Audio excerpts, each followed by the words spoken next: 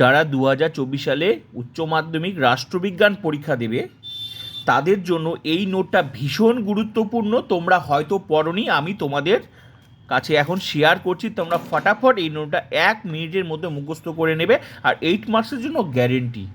তো অনেকেই আমাকে মেসেজ করছো, স্যার আমাদেরকে প্রধানমন্ত্রী আর রাজ্যপালের নোটটা প্লিজ দিন সুন্দর করে। আমি তোমাদের কিছুক্ষণ আগে রাজ্যপালের নোটটা দিয়েছি, প্রধানমন্ত্রীটা এখন দিচ্ছি, তোমরা দেখে নাও, আর এটা কিন্তু পড়ে নেবে। তো প্লিজ নতুন হলে সাবস্ক্রাইব করবে এবং বন্ধুদেরকে শেয়ার করবে, ঠিক আছে? ফটাফট যারা মুখস্থ করনি তোমরা কিন্তু এই নোটটা মুখস্থ করো, 1 মিনিটে মুখস্থ হয়ে যাবে।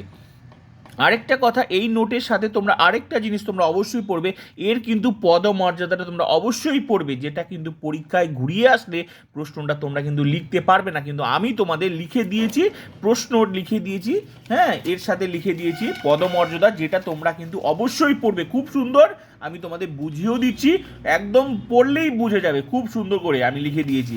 সঙ্গে ক্ষমতা কার্যাবলীটা হচ্ছে, পদমর্যাদা হয়ে যাচ্ছে, তা এর সঙ্গে এটা কিন্তু অবশ্যই পড়তে হবে। ফটাফট 1 মিনিটে মুখস্থ করে নাও, তোমরা উত্তরটা তোমরা দেখো। দেখো, লোকসভার সংখ্যাগরিষ্ঠ দলের নেতা বা নেত্রীকেই রাষ্ট্রপতি প্রধানমন্ত্রী হিসেবে নিয়োগ করেন। কোনো ব্যক্তিকে প্রধানমন্ত্রী হতে গেলে তাকে অবশ্যই লোকসভা বা রাজ্যসভার সদস্য হতে হয়। ভারতের সংসদীয় শাসন ব্যবস্থায় সবথেকে গুরুত্বপূর্ণ স্থান হলো প্রধানমন্ত্রী। তিনি হলেন প্রকৃত শাসক, প্রধানমন্ত্রীর ক্ষমতা ও কার্যাবলীকে কয়েকটি ভাগে ভাগ করে আলোচনা করা যেতে পারে। চলো দেখে নেওয়া যাক কার্যাবলীগুলো কি কি। যেমন প্রথম পয়েন্ট হচ্ছে লোকসভার নেতা হিসাবে প্রধানমন্ত্রী। তো চলো এই পয়েন্টটাকে আলোচনা করা যাক। খুব সুন্দর করে লিখে দিয়েছি, তোমরা কিন্তু লিখে নেবে আর শেয়ার করবে আর সাবস্ক্রাইব করবে। লোকসভার নেতা বা নেত্রী হলেন প্রধানমন্ত্রী।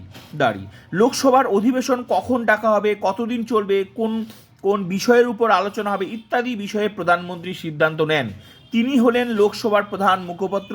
লোকসভার কোনো মন্ত্রী অসুবিধায় পড়লে তাকে সাহায্য করেন প্রধানমন্ত্রী। লোকসভায় কোনো গুরুত্বপূর্ণ বিল পাশ করানোর দায়িত্ব তিনি নিয়ে থাকেন। আমি সুন্দর করে নিজের ভাষায় আমি খুব সুন্দর করে তোমাদের লিখিয়ে দিই, যেটা পড়লে 1 মিনিটে মুখস্থ হয়ে যাবে। তো ক্লিয়ার হয়ে গেল। এবার চলো নেক্সট পয়েন্ট, ক্যাবিনেটের নেতা হিসাবে প্রধানমন্ত্রী ক্যাবিনেটের নেতা। প্রধানমন্ত্রী ক্যাবিনেটের অধিবেশন আহ্বান করেন। তিনি ক্যাবিনেটের সভায় সভাপতিত্ব করেন। তিনি ক্যাবিনেটের মন্ত্রীদের মধ্যে দপ্তর বন্টন করেন এবং প্রয়োজনে দপ্তর পুনর্বন্টনও করেন। ক্যাবিনেটের গুরুত্বপূর্ণ বিষয়ে তিনি সিদ্ধান্ত গ্রহণ করেন। তাকে কেন্দ্র করেই মন্ত্রিসভার উত্থান পতন ঘটে। তাই বলা হয় prime minister is the Keystone of the cabinet arch. এটা হলো তোমাদের এই পয়েন্ট। চলো নেক্সট পয়েন্ট। এই নোট দেখলে 100% নাম্বার পাবে, ঠিক আছে? আর মুখস্থ হয়ে যাবে, খুব সুন্দর করে লিখে দিয়েছি, একদম জলের মতো, 1 মিনিটও লাগবে না ভাষাটা। রাষ্ট্রপতির পরামর্শদাতা হিসাবে প্রধানমন্ত্রী। দেখো, প্রধানমন্ত্রী হলেন রাষ্ট্রপতির প্রধান পরামর্শদাতা। তিনি শাসন কার্য পরিচালনা ও আইনের প্রস্তাব সম্পর্কিত মন্ত্রিসভার সকল সিদ্ধান্ত রাষ্ট্রপতিকে জানান। লোকসভা ভেঙে দেওয়ার ব্যাপারে পরামর্শ প্রধানমন্ত্রী রাষ্ট্রপতিকে দিয়ে থাকেন। ক্লিয়ার হয়ে গেল। এবার চলো নেক্সট, ঠিক আছে? নেক্সট, এবার সংখ্যাগরিষ্ঠ দলের নেতা হিসেবে প্রধানমন্ত্রী হলেন লোকসভার সংখ্যাগরিষ্ঠ দলের নেতা। তিনি পার্লামেন্টের ভেতরে ও বাইরে দলীয় মর্যাদা বজায় রাখেন। প্রধানমন্ত্রী নিজের দলের জনপ্রিয়তা বৃদ্ধি, দলীয় সাফল্য বৃদ্ধি সংক্রান্ত কাজকর্ম করে থাকেন। নেক্সট পয়েন্ট, জাতির নেতা হিসাবে প্রধানমন্ত্রী হলেন সমগ্র দেশের বা জাতির নেতা। দেশের রাজনৈতিক, অর্থনৈতিক, সামাজিক প্রভৃতি বিষয়ে কোনো সমস্যা তৈরি হলে তিনি বিভিন্ন সভা সমিতির মাধ্যমে জনগণের কাছে তার ব্যাখ্যা ও মতামত দেন। সেই সব সমস্যা বিষয়ে সরকারের ভূমিকার কথা জনগণের সামনে তুলে ধরেন প্রধানমন্ত্রী। ব্যাস, খুব সুন্দর করে জলের মধ্যে লিখে দিয়েছি। তারপর দেখো, বিদেশ নীতির রূপকার হিসাবে প্রধানমন্ত্রী। বিদেশ নীতি মানে পররাষ্ট্রনীতি যেটাকে বলা হচ্ছে, ঠিক আছে? প্রধানমন্ত্রী হলেন ভারতের বিদেশ নীতির প্রধান রূপকার ও মুখ্য প্রবক্তা। বিভিন্ন আন্তর্জাতিক সম্মেলনে তিনি দেশের হয়ে প্রতিনিধিত্ব করেন। বিদেশি রাষ্ট্রপ্রধানকে তিনি ভারতবর্ষের পক্ষ থেকে স্বাগত জানান।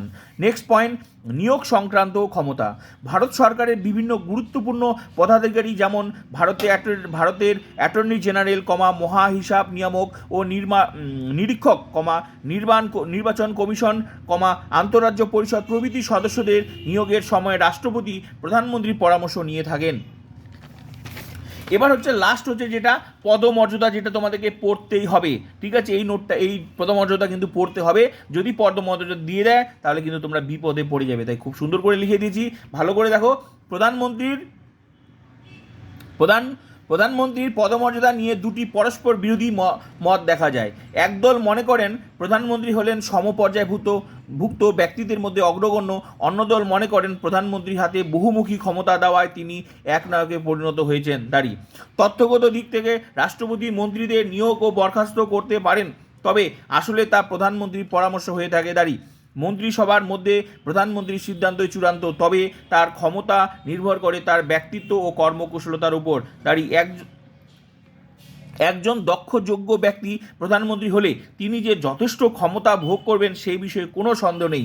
তাই প্রধানমন্ত্রী এই অংশটা কিন্তু তোমাদেরকে লিখতেই হবে, ঠিক আছে? কারণ যেহেতু তোমাদের প্রধানমন্ত্রী নোট, তাই পদমর্যাদাটা কিন্তু লিখতে হবে, যেটা তোমাদের ক্ষমতা ও কার্যাবলীর মধ্যে এই অংশটা কিন্তু আসে। তো অনেকেই তোমরা কিন্তু এই বিষয়টা, এই প্রধানমন্ত্রীর পদমর্যাদা সম্পর্কে কিন্তু এটা শেষে অংশটা কিন্তু তোমাদের লিখতে হবে। তো ফটাফট তোমরা কিন্তু মুখস্থ অবশ্যই করে নেবে। আমি দুটোই পল সায়েন্সের দুটোই নোট শেয়ার করেছি, আমি সাজেশনটা আলাদা করে শেয়ার করে দিয়েছি, ঠিক আছে? তো প্লিজ পড়বে আর শেয়ার করবে।